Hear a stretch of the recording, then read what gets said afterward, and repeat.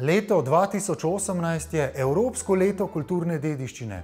V sodelovanju z Združenjem zgodovinskih mest Slovenije vam bomo letos predstavili kar nekaj primerov dobre prakse obnove objektov in stanovanj v starih mestnih jedrih.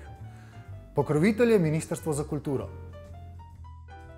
Prenovljene staromeščanske stavbe v mestnih jedrih so že na prvi pogled zelo navdihujoče, vendar pa imajo velikokrat podstrešja, ki so prazna, predvsem pa neizkoriščena. Domišljen primer, kako podstrehi zopet vdahniti nazaj življenje, smo našli v mestu ob Krki. Gospa Dev, kakšen pomen imajo za mesta njihovi osrednji trgi in pa zgradbe okrog trgov? V nekem obdobju so bila stara mestna jedra zelo zapostavljena, tako da so stanovanja bila prazna, podstrehe so bile prazne. Zdaj pa, ko ugotavljamo, da nam tudi za kulturo bivanja patina, spomin na dediščino zelo veliko pomeni, so se ta mestna jedra pričela oživljati. Kajti dediščino mi lahko varujemo samo, če je živa, če v njej živimo. Zdaj mi se nahajamo v posrečnem stanovanju stavbe, ki robi Lijakas trg v Novem mestu, ki je nastal v srednjem veku. Glavna izpostavljena fasada je oblikovana v biedermajerskem slogu, to je slogu nekje med klasicizmom in romantiko, prenovljena je bila leta 1861. Dvorišni del, ta okluk, je bil pa v bistvu, vanj je bilo pa vloženo manj stavbne pozornosti, manj arhitekturne pozornosti, ker je bil to v bistvu sekundarni prostor namenjen za izvajanje delavniške obrti, za spanje pomočnikov, vajencev, ki so takrat delovali. Namreč vse hiše na mestnem trgu so bile takrat organizirane tako, da so v pritličjih bile ali trgovine, ali gostilne, ali pa obrtne delavnice, kjer so delali in prodajali razne izdelke. V tej stavbi je bila nazadnje krojaška delavnica in mislim, da zelo velikim številom mojstrov, tam nekje čez 20, jih je ta delavnica štela. Veliko teh staromeščanskih stavb pa ima tudi podstrehe, ki so primerne za renovacijo v novo, recimo, stanovanje. V kolikšni meri pa lahko posegamo v te stavbe, ki so pod spomeniškim varstvom? Zaželeno je, da se pač ohrani podoba strehe kot pete fasade, čeprav je mogoče z ulice ali trga ta peta fasada nevidna. To pomeni, da se ohranijo strešine v naklonu, da ne spreminjamo naklonov, da slučajno streh ne izravnamo s kakšno ravno streho in da v soglasju z Zavodom za varstvo kulturne dediščine tudi vnesemo odprtine.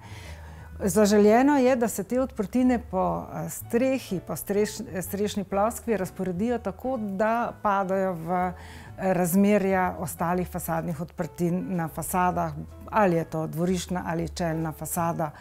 In ravno ta zanimivost strešnih konstrukcij je v Sloveniji že tam v sredini prejšnjega stoletja pritegnila predvsem umetnike, slikarje, kiparje, arhitekte, ki so si želeli na podstrehah ustvariti drugačne ambiente, čisto individualne in po svojem okusu, na nek način tudi čarobne.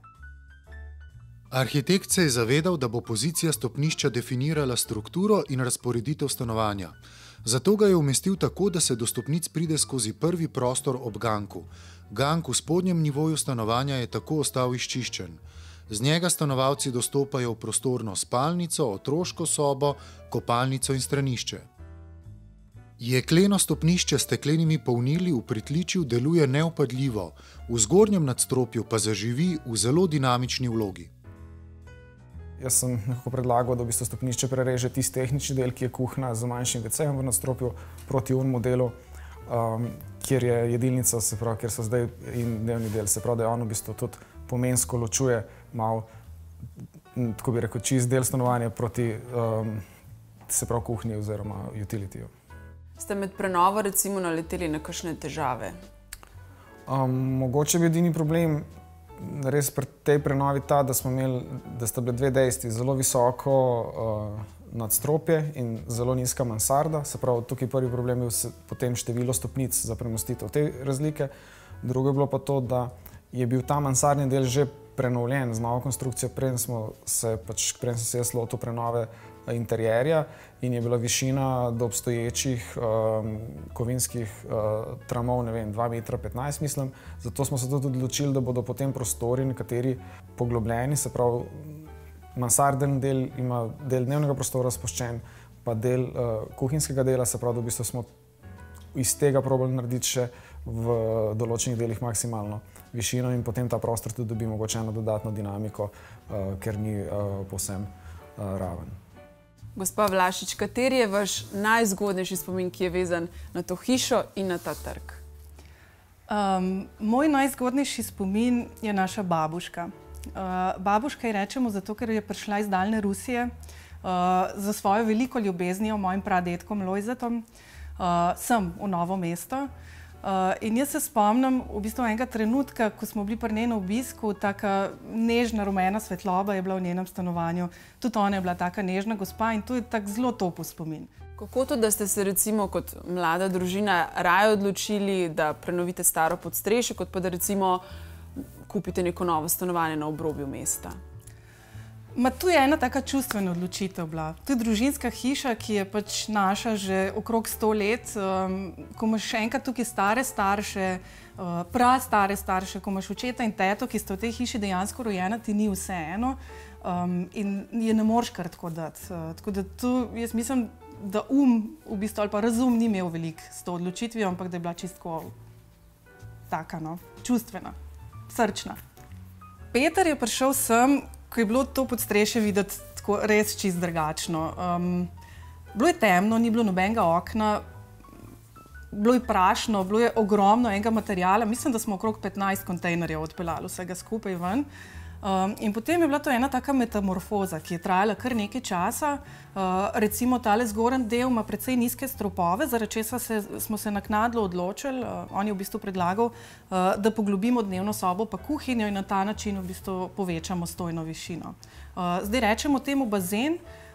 Meni so te stopničke zelo pri srcu tudi zato, ker kadar pridejo obiski, se večinoma, tudi vi se niste, ne usedejo na stol ali pa na kavč, ampak se usedejo na te stopničke. Recimo špice so tukaj takšne, da ne moreš zraven, tako da je Peter predlagal, da jih zapremo z omarami, ki so v bistvu ogromne. Tukaj, kjer se zdaj nahaja terasa, je bila prej samo ena taka dolgočasna streha. Sred mesta je fino, če lahko pač ne samo odpreš okno, ampak stopiš ven in preživiš del dneva zunaj. Tako da sva bila zelo vesela, v bistvu, da imamo zdaj pohodno teraso, kjer se tudi veliko zadržujemo v toplejših dneh. Morda še to, hiša v bistvu stoji med glavnim trgom, Čitalniško ulico in pa Sokolsko ulico, zraven Narodnega doma, prvega Narodnega doma na slovenskih tleh. In je v bistvu to eno tako zgodovinsko pomembno področje za nas Slovence. In na Čitalniški ulici smo, takrat, ko je bilo Novo mesto prestolnica kulture, postavili tudi eno tako, ni freska, ampak je slika, ker je obešena na fasado, ki jo je naslikal Jože Marinč. Ponazarja pa ta slika zgodovino mesta, pa tudi zgodovino te hiše in v bistvu vse ljudi, ki so tukaj skozi desetletja in stoletja živeli.